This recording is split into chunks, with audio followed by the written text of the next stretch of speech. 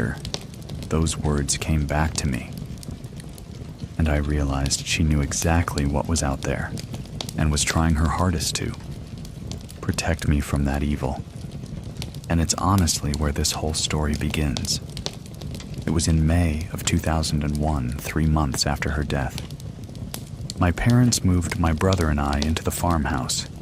My brother was 12 and I was 10 at the time. Immediately, my dad began clearing the overgrowth, starting with the pasture. Once it was cleared, it started to tell this story. Scattered all across the pasture were tractors, large farming equipment, harvesting equipment, and it was like whoever had last used it stopped whatever work they were doing, walked away, and never came back. Later, we found out exactly what happened.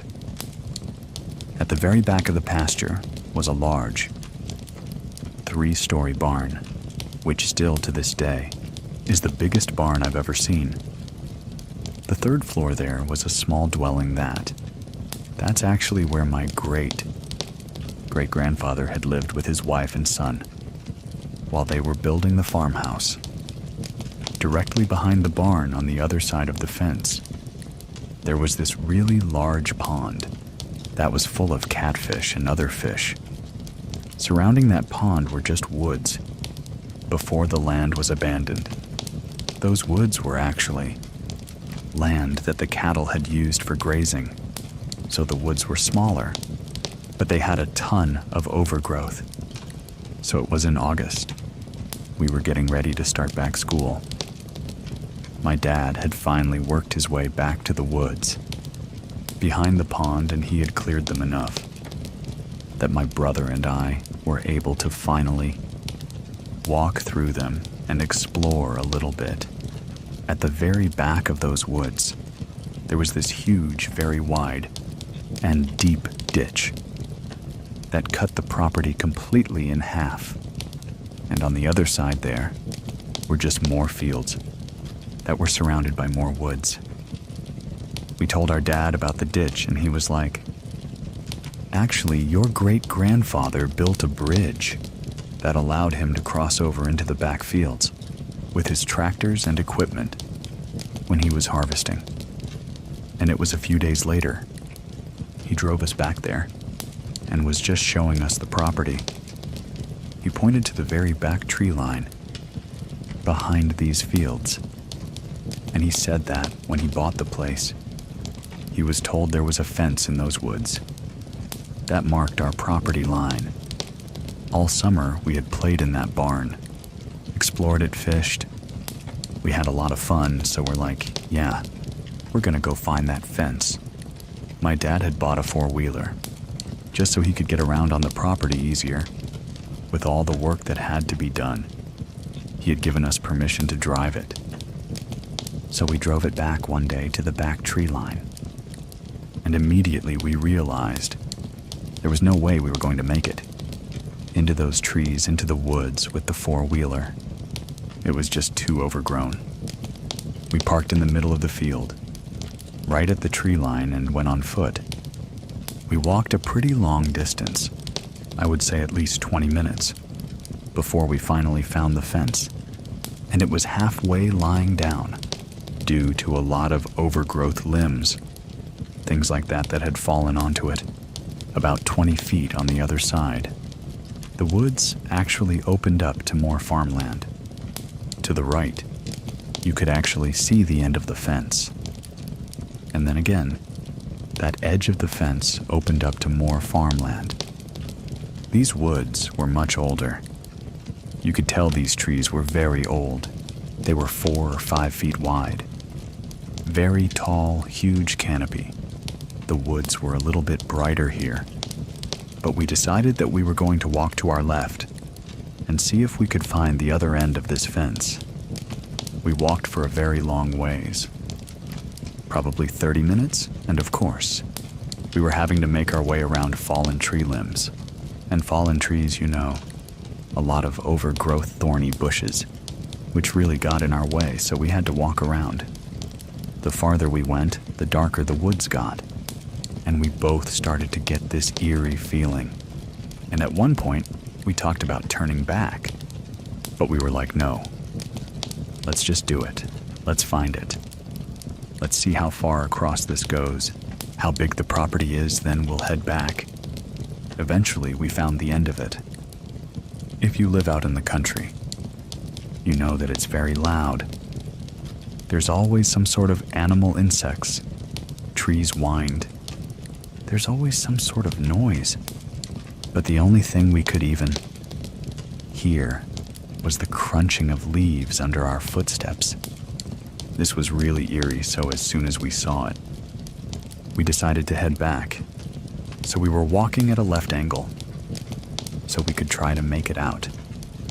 The same way we had come in, so we could get to the four-wheeler. We were about halfway back when to our right, there was a break in the trees. That opened up to a clearing. We got really excited about this, so we decided to go and investigate. The closer we got, we could tell that there was a structure sitting at the back of this clearing, completely covered in vines and brush. Once we got almost right up to it, there were little slivers of the building that you could see through the vines. We immediately could tell that this was a cabin. It was sitting at the back of this clearing. So we walked to the left and we found the front of it. It had 2 windows on the front. To the left corner was a window. The front door was right beside it. And then, the other window was almost directly in the center of the cabin. We decided to see if it was open. So we ripped all the vines down, and the door handle turned. But the door was stuck in the frame. So we had to use our shoulder and ram it a few times before it finally opened up. The first room that we were looking into was very narrow. It was a kitchen, and as soon as you walked in, there was a huge hole in the floor. It looked like someone had fallen through it. There was a window on the back wall. That had been broken. And there was a huge tree limb that was growing through it. There was a stove, a really old refrigerator and cabinets on the left wall, and then a small table with 2 chairs in the back corner. And then on this right wall, there was a door. And it was probably 2 to 3 feet after you walked in. Was this door, and when you opened it, it was a bedroom. Immediately to the left, there was another door which wouldn't open. When we were approaching the cabin, you could see a limb had fallen through the roof. We knew that this must have been where the roof had caved in at, not allowing us to open the door. So we assumed it was a bathroom because it was smaller. The room didn't have a lot in it. There was a bed in the left corner facing us. There was this really old, tattered, moth-eaten blanket hanging over the back window. In front of the bed, there was a really old, deep freeze that was really ugly, yellow color and rusted. And on top of the freezer were crates full of deer antlers and bones. In the right corner was a small dresser and just miscellaneous junk, just all over the room. We investigated, went to open the cabinets in the kitchen, and looked around. And we thought this is a really cool find. We were excited about finding this, but you could tell whoever had lived here had been very poor. So there wasn't really anything interesting. But we did talk about maybe cleaning it up, fixing the hole in the floor, making it a little clubhouse, making it a little clubhouse, making it a little... Please listen to the story. The Man in the Green Hat. A lifetime of haunting. Some people live in haunted houses. But what if the hauntings follow you everywhere? From sleep paralysis to ghostly whispers. Something has always been watching him. My name is Edwin, and here is Ted's true scary story. My name is Ted. I'm from Vietnam, and I came here when I was a teenager. I was 13. I'm from Orange County, California. It already started when I was in high school, in the early to mid 2000s. We lived in an apartment for low-income folks. And really the first time editing the I've experienced was one afternoon when, after I got home from school, usually my parents will be at work. My siblings, they will be at school. So I will be home by myself for a couple of hours. In this apartment, once you walk in, you hit the living room first. And then on your left side, you see the kitchen window. And on the right side is a hallway to the bedroom. I came home and I heard water running in the kitchen. And I heard the opening and closing of the kitchen cupboard. Thinking, maybe it's my mom. Sometimes she would come home early. I turned right into the hallway to go to the bedroom, just to take a nap after school.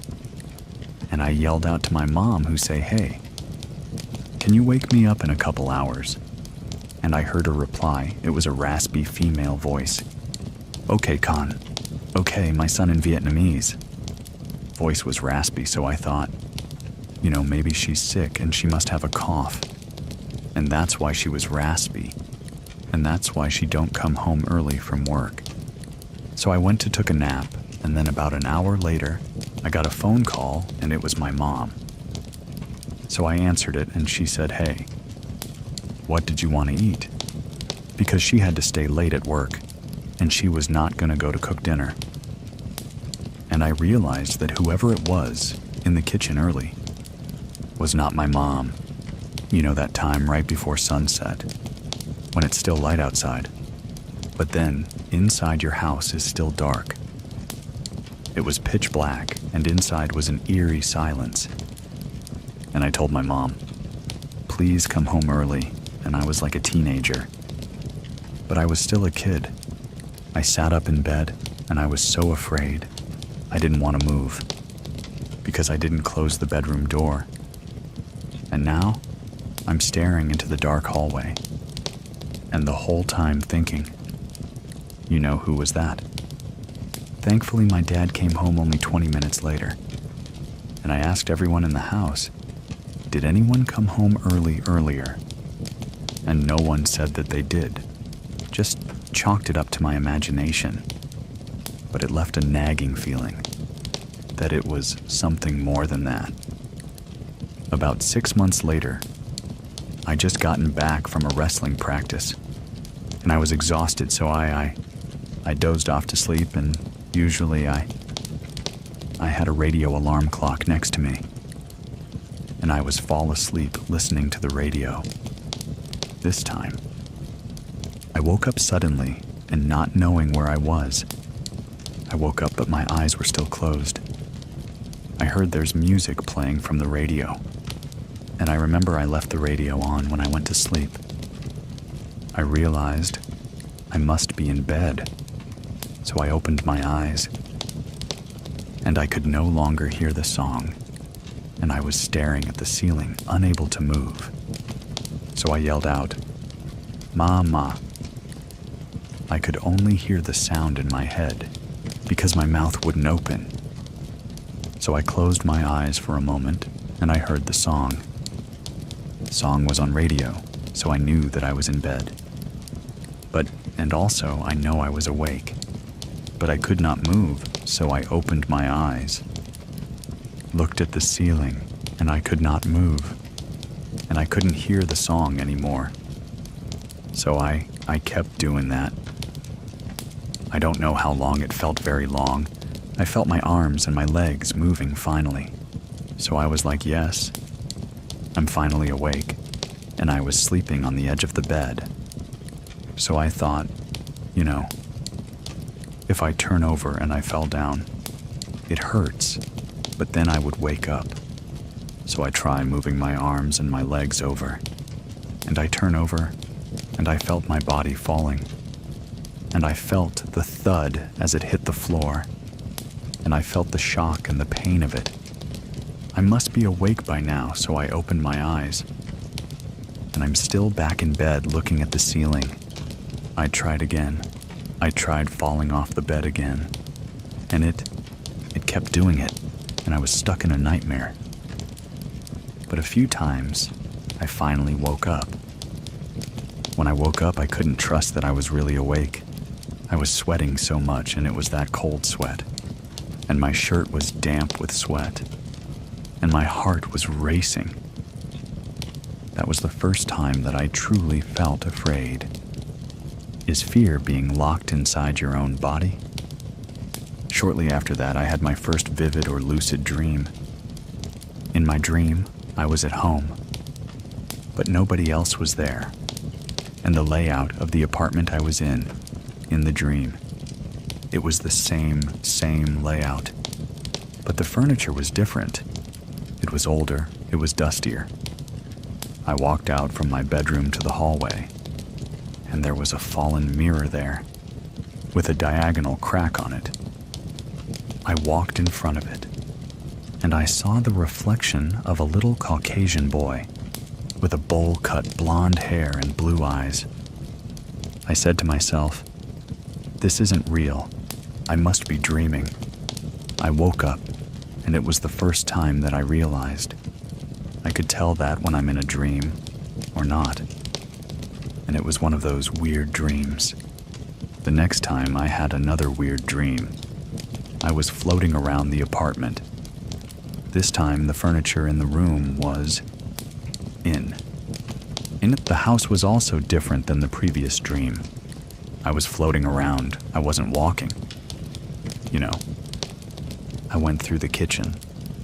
I went through the sliding door in the kitchen to the backyard, and immediately I came face to face with a darker-skinned Hispanic and Native American man.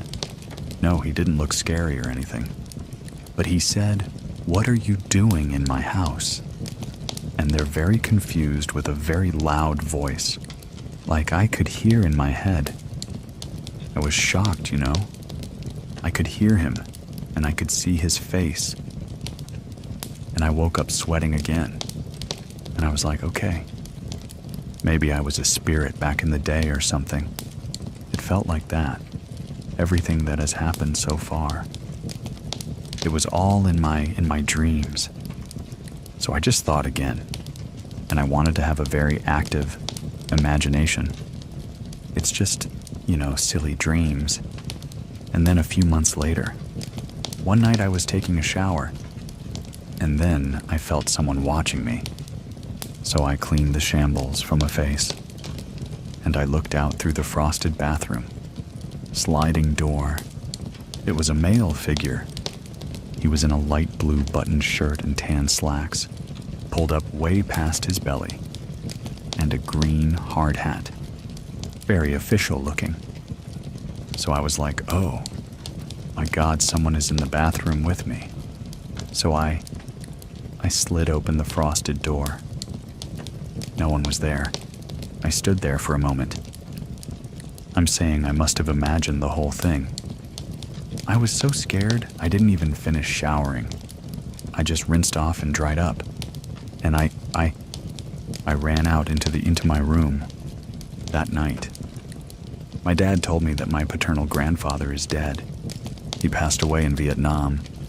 At that time, I turned on Yahoo Messenger to communicate with the family in Vietnam, find out what happened, and then, a few days later, we watched the funeral procession on the internet. A few weeks later, we got a DVD from Vietnam, from the funeral, and we all watched it.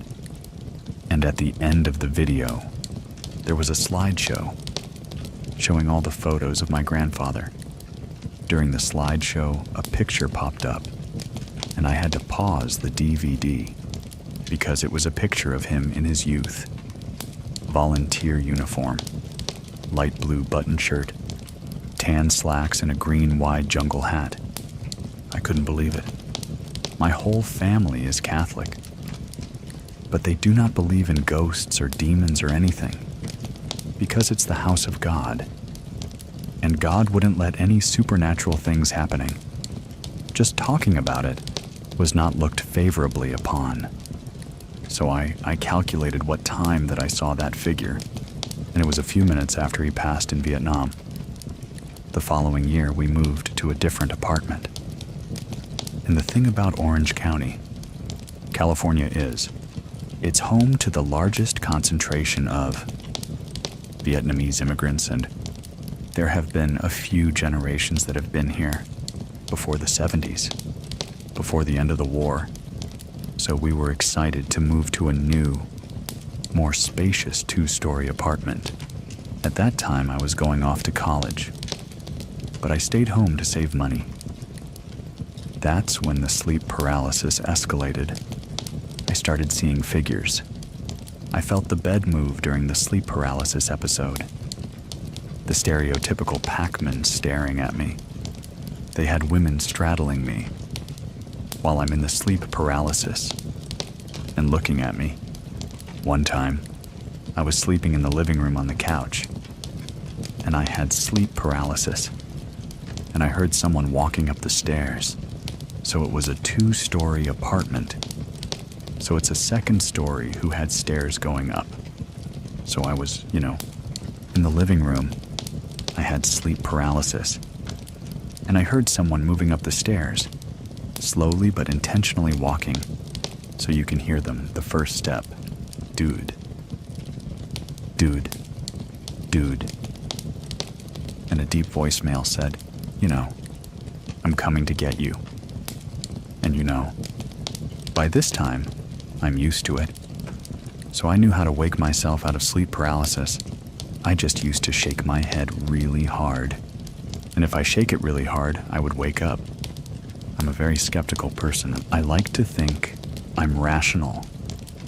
So I looked into it, and there was proposed theories on how or why sleep paralysis happens. It's the theta brainwaves, invading other type of brainwaves during sleep.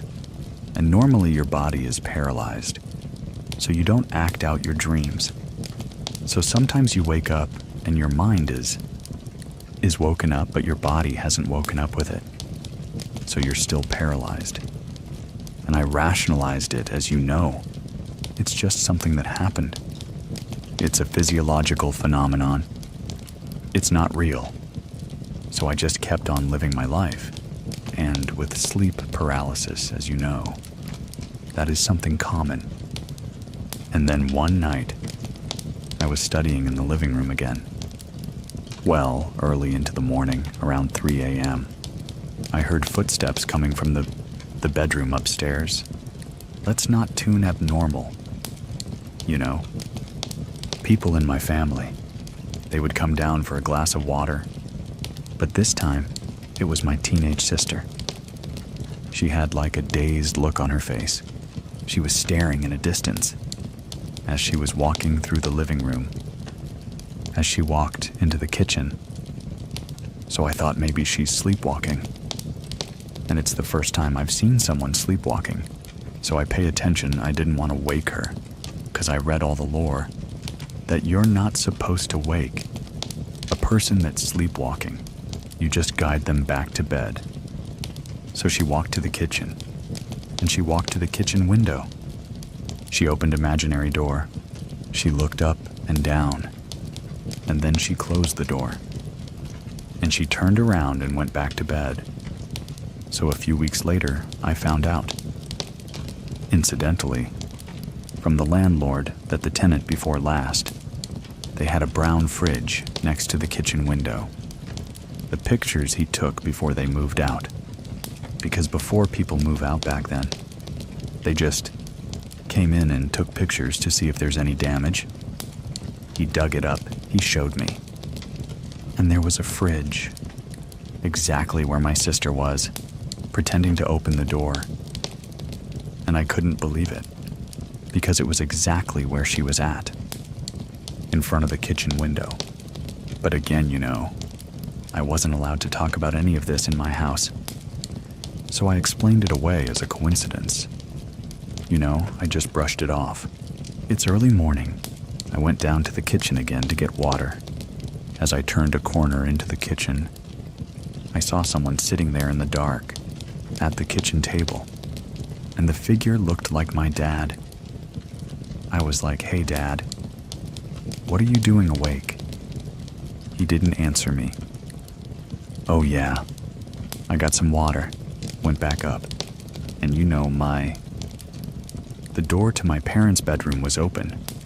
I was drinking water, and I looked in, and I saw my parents sleeping in there, so I stopped. I turned on the light, and I ran downstairs. Of course there was nobody there. Another late-night study, and I was laying on the sofa with a laptop on my chest, after an hour in that position. And my back was hurting a little bit, so I set up to put my laptop on the coffee table, and just before I put it down, the table slipped like a good foot away from me. And the coffee table it was not too heavy, but it was heavy. I just held a laptop in my hands, and I was like, I froze. I'm trying to process what happened. In California, earthquakes aren't that uncommon. So I explained it away as an earthquake, But I knew that it was an earthquake. The whole apartment, everything would be shaken and moved. And not just one coffee table. So now I'm 2 years into college. We welcome into addition to our house. My baby sister was born. She was the joy of our lives. And I love taking care of her and spending time with her. When she was 2, I was taking care of her one morning. And we were alone in the 2-story apartment. And after giving her a bath and I put clothes on her, I was going to take her downstairs to get something to eat. And I had turned a corner. And I was a couple of steps down the stairs, and she was about to go with me. When she's turned back to look at the bedroom hallway, and she said, "Hey, look, there's a lady there." So I just grabbed her and I just booked it downstairs. Again, I played it out as her imagination. And I didn't want to acknowledge it. Shortly thereafter, we had a roommate. He was a son of a family friend. So he came in to study, so we gave him a place to stay. He shared a bedroom with me. Now, the whole time, there was always something going on in the room that I slept in. Things like feeling being watched, waking up feeling someone sitting in the bed, with a depression in the mattress, and especially the door opening on its own. So outside of this bedroom is a bedroom hallway, and there was a loose piece of floorboard right outside of it. So if you walk slowly, you would hear the creak of the floorboard. At around 3 or 4 a.m., almost every single night, I would hear the floorboard creaking. And again, I just explained this as someone in my family, just probably waking up to get some water. But the door kept opening by itself around 3 or 4 a.m. every night. Because I would just wake up with the door open, even though I remember closing the door before I go to sleep. I asked everyone if they opened the door to check on us during the night, and nobody said they did. I tried to rule out any physical explanation. We closed the window, so there's no draft. That was pulling the door open from outside. We changed the locks, we changed the door. Then we changed the hole in the door frame, where the locking mechanism goes in. So basically, we changed the whole thing. Sort of changing the frame cause. It was a rented apartment, but the door kept opening. And so one night, we were up in bed. He was in his bed, I was in my bed. We were each on our laptop. And then we heard the door handle turning.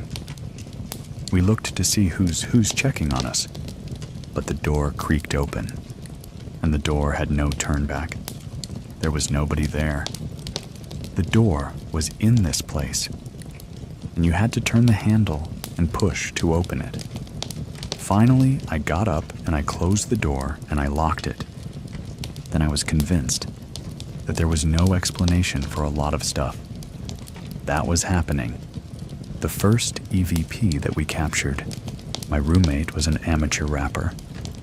He would write and record a song. It was like a whole thing in the late 2000s. One afternoon I came back from class, and I saw him laying in his bed with his headphones on, editing his songs. This time he was staring at his laptop, and his face was like flushed, like he was like red, and he looked shocked. So he told me to come here. Put your headphone on and listen to this. So he had his audio playback open, and I saw the different spikes of his voice on the audiogram. Before those specks of his voice, there was one single spike. So he played it. The voice of an older man in Vietnamese rang land, which is keep going. And he was visibly scared. And I didn't know what EVP was so surreal at that time. So I put a recorder in my room later and went to school. I made sure that all the doors were closed. All the window was closed. There was no one at home during the day. That people either went to work, or went to school. So I got home that day and I listened to the playback. 4 hours of static nothing. I'm in the middle of doing math. I heard an older lady laughing. I guess from her age, she was a middle-aged lady. Again, I tried to rationalize it right. Maybe it was the sound from outside. But I checked with the neighbors. At that time, there was nobody around anyway. Went to school and went to work. It was weird, so I didn't try to record anything else. One night, I woke up in the middle of sleep, and I knew I was having sleep paralysis. I was laying on my side and was looking at my roommate. I said I couldn't see his face, because there was a pale white legs in front of it, belonging to a girl, and she wasn't my sister, because her legs and thighs were not as thin as my sister's. I put white legs and it turned around. It started to bend down. I closed my eyes, because I knew whoever it was bent down to look at me. I pretended to be asleep, but I could feel the eyes looking at me. And I woke up, and I saw my roommate laying on his side, looking at me, and I could tell that he saw her too, because he was scared. But he just turned away towards his wall and went back to sleep. Eventually, he found a place on his own and he moved out. I moved to the other bedroom with my little brother. On the wall, there was a heavy wooden cross, a good 10 pounds, and it was right where I slept. So it was right on top of my head. One night I was sleeping, and suddenly I heard someone yell in my left ear, Tan. That's my Vietnamese name. I just jolted awake just as a reaction. I put my hands up. As I put my hands up, the cross fell into my hand. They pushed into my head. It hurt. I looked at my little brother, and he was sleeping. So if someone was really there, it would have hurt him. It was really loud, either in my ears or in my head. I was confused. There was a little bit of adrenaline too, because I woke up and something fell in my head. I put a cross on the table and put a pillow over my head and went back to sleep and try not to think about what happened. In Ikibindokus, we, the whole family, went back to Vietnam to visit our relatives. For the first time. It's been like almost 10 years now. They always had a little vacation. I went to the Buddhist temple, where my grandfather's ashes were kept. It was in this little room, where all the other ashes were stored, with a picture of decased in front of it. There was a little ceremony, and it was very solemn atmosphere. And even though I was not a Buddhist, I put my hand together, and I listened as everyone else prayed. I was in the first row, and then suddenly I felt numb, like I was in sleep paralysis. But then while I was awake, I was unable to move, and I felt I was trapped in my own mind and in my own body. My eyes became blurry, and I saw a figure in the tan slacks and the blue shirt and the green hat again. He was standing where my grandfather was standing, and I couldn't see his face, but I saw his outline. I was shocked and emotional. I snapped out of it. I couldn't see him anymore. I turned over to my uncle that was standing next to me, and I said, "Hey, I see Grandpa." And he just nodded. It was more natural to accept the paranormal in Buddhism. At that time, I felt relieved. Glad that I saw my grandfather one last time, so I thought at the time. We stayed in Vietnam for a few more days. It's customary to have a shrine in the house, honoring the ancestors, so basically, you have a place where, with all the pictures of your ancestors, and people would come visit and reminisce about the family members. The shrine was on the 4th floor. It was a party I was eating and drinking. I was drunk. I went upstairs to go lay down. I fell asleep with one of my uncle and aunt next to me. And 30 minutes or so after I went to sleep, I sat up. I looked at my uncle and my aunt with distant eyes. I stroked my imaginary beard, and I said, "Is Tam's family visiting?" Time is my dad's name, and I continue to say things that I couldn't have known about. Other family members, they called my dad up. I was talking to him as if I'm his grandfather. My dad is forever Catholic. But he went upstairs to the altar, and he lit an incense offering for the ancestors. Shortly after that, I fell back to sleep. My great-grandfather had a long beard, and I bear a resemblance to him. Even the mole on my face is the same mole that he had. That trip I had to go back to the US earlier. Classes was going to start. I got back by myself. I was tired and it was a different time zone, and I couldn't sleep. So I put on an exercise activity in the living room. I did an hour of cardio, and then I caught up with an hour of yoga. And at the end of the yoga session, there was a little meditation.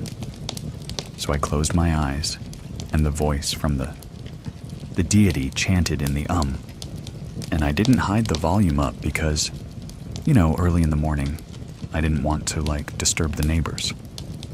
After a second on, I started to feel weightless and peaceful. And in the middle of the third, I felt a hot breath on my right ear, and I heard loud whispers of multiple voices. It lasted for maybe half a second, and when I opened my eyes and I saw no one around me, I was still a little disoriented from the meditation. I tried to recollect what just happened. Did I really hear whispers? So I called my friend. I told him I'm going to sleep over at his house. I've seen enough scary movies. It's a bad idea. The other person that believed was my little sister. The one that was sleepwalking. She came home one night. Besides, she's the one in college now. She was parked in the car and she was outside. And she saw my dad washing dishes through the window on the 2nd floor. And she came up and she asked him, "Hey, was your sister here?" My aunt. And he said, "No. It's late and she's probably at home." Why would she be here? And she told him that. "I saw you washing dishes by the window, and there was an older woman with white hair in a bun. Standing behind you, he became defensive. And I told her to stop watching scary movies and imagining things. Eventually, I moved out of the apartment. So I would come back sometimes to have a sleepover. One night, I went to sleep in the room where the crash fell. This room belongs to my little sister now. My sister's closed laptop was in the room. She was away on a school trip. I closed the door. I locked it. I didn't want anything funny to happen. I went to sleep. Suddenly, I was jolted awake. Loud music was playing. I turned on the light and the laptop was open. YouTube was on, and I told myself it was impossible. First of all, the laptop was closed, even if I was sleepwalking. I didn't know her password to log in. Whoever it was, want to play a prank with me? Or wants to know that, hey, welcome back. Eventually we moved out. I found out that it was not the apartment. It was me. So I moved on to professional school in another country. But my first day there, I was so tired. I just crashed on the bed. I didn't care if the bed was dirty or not. I just crashed. I was so exhausted. I opened my eyes to another sleep paralysis episode. I couldn't move. And I heard the door creaking open. It was an Asian woman. She was wearing those Chinese flowery pajamas, and she was young with a bowl-cut hair. She floated around my luggage. She went around it. Then she straddled me to put her legs on top of me. And she looked at me. We were having a staring contest. Her face was pale white. She didn't look evil. She was more like mischievous. She smiled at me. I smiled at her. I blinked twice. She blinked twice. Then she just cocked her head back and I could hear her laugh in my head. Then she got off me, and then I closed my eyes. The next morning, I told my flatmates what happened, and surprisingly, they were supportive. And they offered to switch rooms with me. And then I dug up the history of the town we lived in. And sure enough, there was a sizable Chinese immigrant population there. So, a year went on, I was in graduate school. One night I dozed off after studying for 14 hours. And you know, if you're in graduate school, you're studying full-time for 12, 16 hours a day. I remember it was a Thursday night when I went to sleep. And on Friday at around 2 a.m., I woke up with an uneasy feeling. And I opened my eyes, and I saw a pair of skinny girl legs, and asked myself, oh my God, it's the same strip reality episode. And I looked up to see who it was. I realized if I could look up, I'm not having sleep paralysis, I'm awake. And I looked up, and it was my classmate Macy. And she whispered Ted. And like a pillar of smoke, she just withered away. I sat right up because I could not believe. I just hallucinated someone in my class. So I went out for a drink of water to calm my nerves. I came back in to go to sleep, and there was a heaviness in the room, like the room was under high pressure. It was suffocating. So I turned on the fan and I opened the balcony door. I felt the same heaviness in the room. I just got up to the living room to study, and by 9, I was exhausted because I would have been up 28 hours already. My cell phone rang and it was my other friend. Jenny told me that her roommate, Macy, passed away in her sleep. Macy passed at around 1 a.m. and I saw her at 2. I can still see her in my head. A couple weeks later, I had another lucid dream. I was driving a bus with all of my extended family in the back. So I parked the bus at a roadside shack, and I told everyone, hey, wait here. I went to check out the location of this shack right. I stepped off the bus into the muddy ground. I felt the cold, dirty mud splash above my legs. I was wearing shorts for some reason. So I walked into the building. Behind the shack, there was a courtyard, and there was a couple rows of benches, and a few old Asian men were sitting there. I recognized the old man in the tan slacks, and the green hat. It was my grandfather. I also recognized my great-grandfather, the old man with the long beard, and in front of them there was like a shimmering, clear, invisible wall of force fields, like it was shimmering. So I walked close to this barrier, and I pushed on it, and I felt the sting in my hand like a needle jab. But at the same time as I pushed on it, I felt it pulling me in, and I asked my grandfather that, "Hey, what are you doing here? You're dead." Hatches laughed, and the rest of them laughed too. Slowly, the benches with them started retreating back into the distance. I woke up from this dream, and I was crying, and I realized that that was my grandfather saying goodbye, and I haven't seen my grandfather since. After that, I got married. We moved into a house, and we had a son. My 2-year-old toddler slept over at my mom's place, and he said he wouldn't go downstairs because great-grandfather was there. As for sure, I haven't told him about anything like that. I haven't told him about his grandfather or great-grandfather. Around this time, he started having an imaginary friend, like all toddlers do, but they would only play at 3 or 4 in the morning.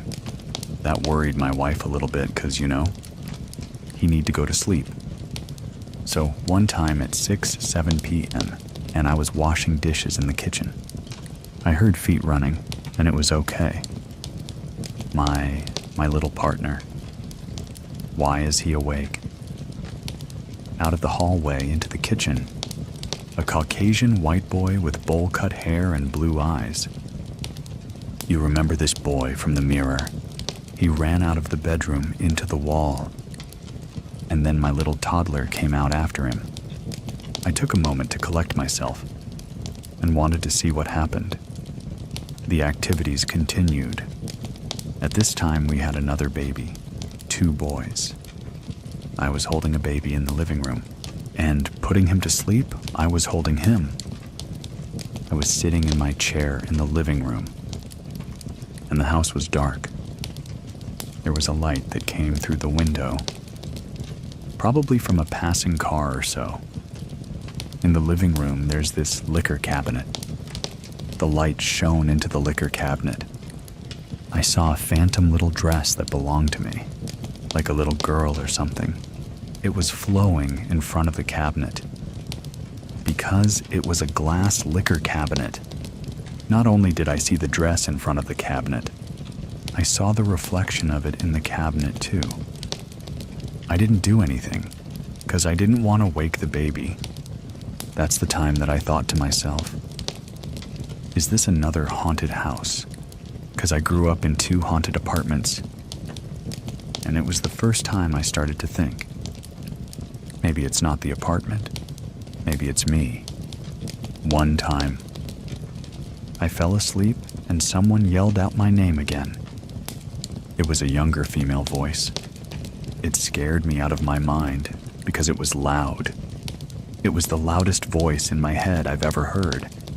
I asked my wife, did she call my name? She said no, and just went back to sleep. I didn't know what any of this meant. I am a laboratory scientist. I work in a hospital. One night I was at work, and I was in the pathology room. The hospital morgue is also in this room. I was cutting a piece of tissue for testing. I was concentrating on my work. Behind me was a cupboard. Suddenly, a few plastic fly holders and clamps came flying out of the cabinet, across the room and hit the other side. It hit the wall. It didn't fall, it flew out of there. Violently flew out of there. But no, I was in the middle of cutting. I was in the sterile field. So, I couldn't leave, so I just said out loud, "You know I'm working here. Leave me alone." I finished up as quickly as I could, and I ran out of there. One night I have a checklist in my head of what I needed to do. so I'm totally in the zone going on to the next task. I opened the refrigerator with the glass door to retrieve a unit of blood. I got it, and I swung the door closed. In the reflection in the corner of the room, there was a shadow figure. It is solid black, wearing black scrubs, sitting on the counter in the corner behind me, crossing his arms and looking down. His whole body was black. I didn't process what I saw until a couple seconds later. I turned around, and there was no one in there. I was the only person there. I just dropped everything. I just ran outside. I tell my coworker what just happened. Before this, I would just see the phantom lap coat swinging in my career for vision, or occasionally I heard the disembodied voices or someone calling my name. But this is the first time that I saw the shadow figure. Usually when I do something tedious, I would have my headphones on. I would listen to music or podcast. I took my headphone out, went to the bathroom. I put it on the keyboard. I came back to the bathroom and I looked for my headphones. It wasn't there, and I looked all over. I turned the keyboard upside down. I looked in the drawer, I looked on the floor. Did I drop it? I asked my other coworker in the room if she was playing with me, and she hid my headphone. She said no, she was in her corner, so she went out, and I just spoke out loud. You know, I said, hey, can you not mess with me?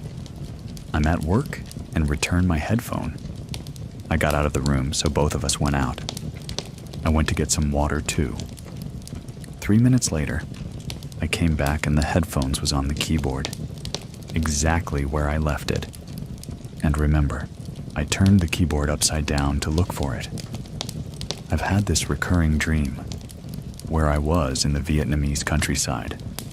I was in one of the villages, in the kitchen.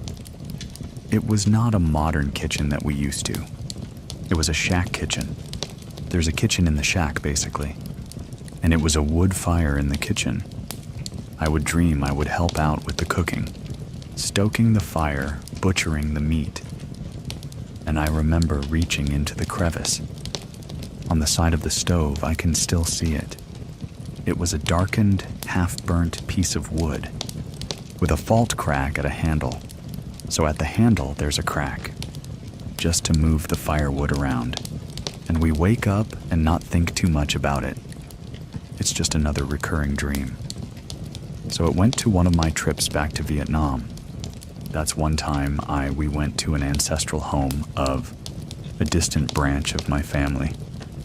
It was in the countryside, and it was a bit of a drive outside the city. It's a big property. I got to the kitchen, and it was the same shack kitchen. I had a surreal moment. I just stopped there, and I looked around. It was the exact same layout. The shelf was exactly the same. I felt a little lightheaded, and my arms and legs were weak, 'cause could not believe that I saw this in my dream. Dejero is when you had a feeling that you've done this before, but I knew exactly what this was. I know the kitchen. I went to the stove. I bent down, I stuck my hand in the crevice. I pulled out the same half-burnt stick with a fork, crack at the handle. This was not a coincidence. I didn't share this with the rest of the family for no. Nobody believed. Another dream I had. My routine was, I would jog in the morning. One time, I woke up to find one of my uncles standing next to me and put his hand on my chest and tell me to stay home. No, I don't need to run today. He looked just like my uncle, but the only difference, he had a thick mustache. It didn't make sense if he was living in Vietnam. Why would he be here in the US with me?